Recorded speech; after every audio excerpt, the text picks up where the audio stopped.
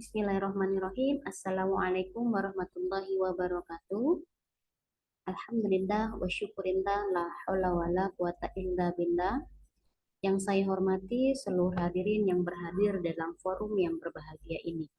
Adapun tema yang ingin saya sampaikan pada kesempatan ini adalah berkaitan dengan pendidik profesional di era Society 5.0. Sebagaimana kita ketahui bersama bahwasanya era Society 5.0 merupakan era di mana semua teknologi menjadi bagian dari manusia itu sendiri. Bahkan internet bukan hanya digunakan sebagai sekedar berbagi untuk informasi, melainkan menjalani kehidupan. Sehingga konsep Society 5.0 merupakan penyempurnaan dari konsep-konsep yang ada sebelumnya. Sehingga muncul kekhawatiran adanya invasi yang dapat menggerus nilai-nilai karakter kemanusiaan yang memang sudah dipertahankan selama ini. Perkembangan teknologi pada hakikatnya memunculkan tantangan tersendiri dan perubahan khususnya di dalam dunia pendidikan. Nah, dalam hal ini, dunia pendidikan tentunya harus mulai berpikir untuk peningkatan kualitas sumber daya manusianya. Hal itu dapat dilakukan melalui perubahan paradigma, yaitu dengan cara meminimalkan peran guru sebagai learning material provider. Nah, untuk dapat menjawab tantangan baik itu di 4.0 dan 5.0, pendidik perlu terkait dengan 4C. Apa itu? Creativity, yang kedua critical thinking, yang ketiga communication, yang keempat collaboration.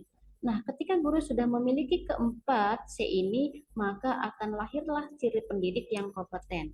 Ciri pendidik yang kompeten itu yang pertama kreatif, mampu mengajar, mampu mendidik, sebagai inspirator, dan sebagai suri teladan.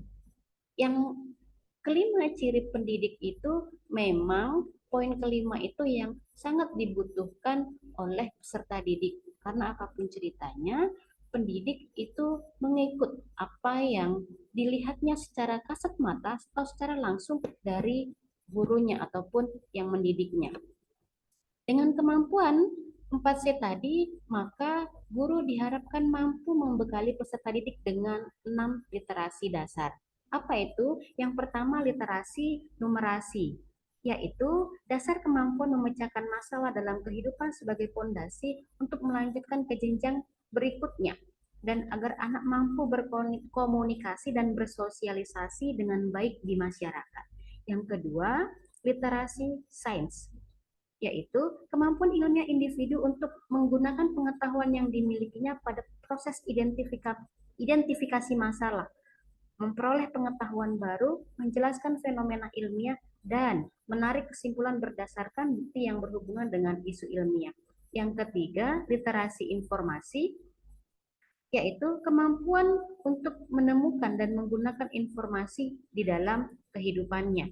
Yang keempat, literasi finansial, yaitu kecakapan anak untuk mengaplikasikan pemahaman tentang konsep dan resiko, keterampilan agar dapat membuat keputusan efektif dalam konteks finansial untuk meningkatkan kesejahteraan finansial, baik secara individu maupun sosial, dan dapat berpartisipasi dalam lingkungan masyarakat.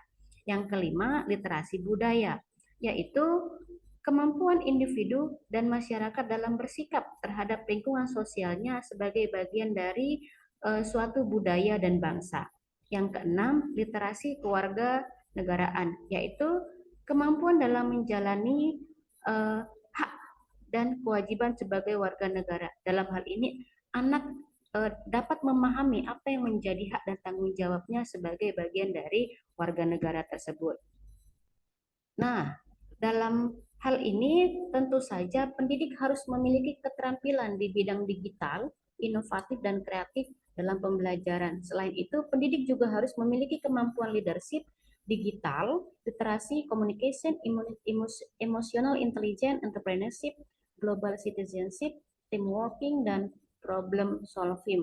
Dalam hal ini, ketika guru sudah memahami konsep mengajar dan mendidik, sehingga dalam prosesnya bukan hanya sekedar transfer pengetahuan, tapi melainkan juga menanamkan nilai-nilai karakter yang baik bagi anak, sehingga anak memiliki kemampuan dalam menghadapi kehidupan yang memang lebih nyata dengan situasinya. Demikian, semoga bermanfaat. Terima kasih. Billahi fisabilil haq, astagfirul khairat. Assalamualaikum warahmatullahi wabarakatuh.